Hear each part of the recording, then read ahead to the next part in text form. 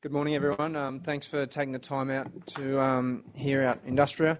This morning is a pretty exciting day for Industria. We've been working on this transaction since I started at APM Property Group in April this year, and prior to that they first touched base with the vendor around a number of properties in their portfolio back in October last year. What we've ended up acquiring is an outstanding facility in Newcastle, just to the north of Newcastle, which is across 43 hectares of land. It's occupied, as Sam said, 100% by Westtrac, which are owned by Seven Group Holdings, who have a $2.2 billion market cap. The property was being acquired on a 7.25% initial yield with an 18-year triple net lease. So on a cash basis, we'll have 1.95 times our cash back over that 18-year period. And we think it represents extremely attractive buying on a real estate basis alone. It also has significant benefits for the rest of our portfolio, whereby we grow in scale, our liquidity increases by $80 million, and we also diversify elsewhere. Our portfolio now represents roughly 50-50 office and industrial assets across the East Coast. The equity raise will be undertaken at a price of $2.12, which represents a 7.5% div yield, 8.4 to 8.5% FFO yield, and settlement is scheduled to occur in late September. Sam, if we just touch on this page quickly, everyone can see the indicators that I just touched on in terms of asset growth, market cap growth. Our weighted average lease expiry increases to almost 8 years, occupancy's up to 97%, and as I touched on, the FFO's up 2%. NTA falls by 7 cents, largely on the back of stamp duty associated with the acquisition.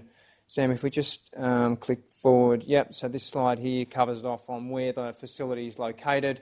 So strategically located for Westtrac's needs, where they can service their clients north up to Grafton, southwest down to Canberra, northwest up to Tamworth, and west as far as Cobar, Bathurst and Orange.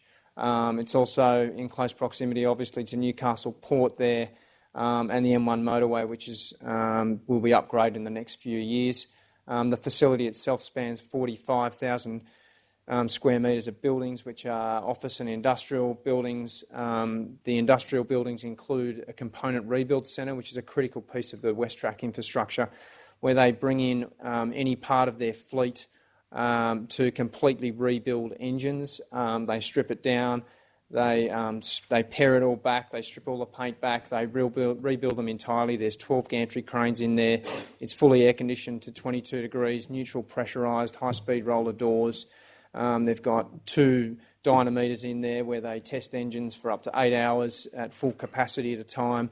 So they have a significant amount of infrastructure within this facility. They've spent $35 million of their own money fitting it out, and that underpins our confidence in them being there in the long term. Sam, if you just turn forward one more page, that's an image of the site there that you can see.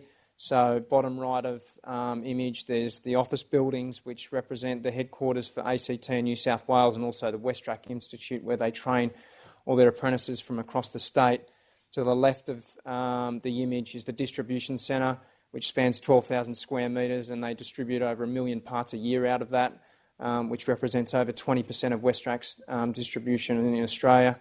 And then behind it is the long building is the component rebuild centre, which I mentioned, and then a number of other workshops which service highway trucks and construction and engineering vehicles. So in terms of broader portfolio metrics, I touched on the charts at the top. You can see bottom left, improved lease expiry profile, whereby in the next 5 years we don't have any expiry across our portfolio of more than 9%. Of course, they're all broken up. There's no single expiry within those. They're all fairly well diversified. And we've got good organic growth coming through the book of 81% of more than 3% fixed reviews. These just touch on where our assets are located. So we're now 26% Queensland, 55% New South Wales, and then our industrial exposure in Melbourne and 1 building in Adelaide. The details, so we're raising $19.8 million by way of a placement. $65.2 million is the entitlement offer, so I'd encourage you to speak to your clients about the opportunity that they have here to acquire and reinvest into what is a pretty exciting opportunity, not only as a piece of real estate, but for the broader fund. We'll be funding that by way of undrawn debt capacity of $35 million and a new line of debt. We've got fresh 3 and 5 year debt lines on this, and we'll look to extend into private placement markets in due course, which we think will be well supported by this trade. That just touches on the debt maturities, and then the offer details itself. We're raising at $2.12, which represents a 2.9% discount to the 5-day VWAP, and the record date will be Monday. Sam, if we just touch on the timetable, there's the timetable for everyone's benefit. Retail entitlement offer closes on the 19th of September.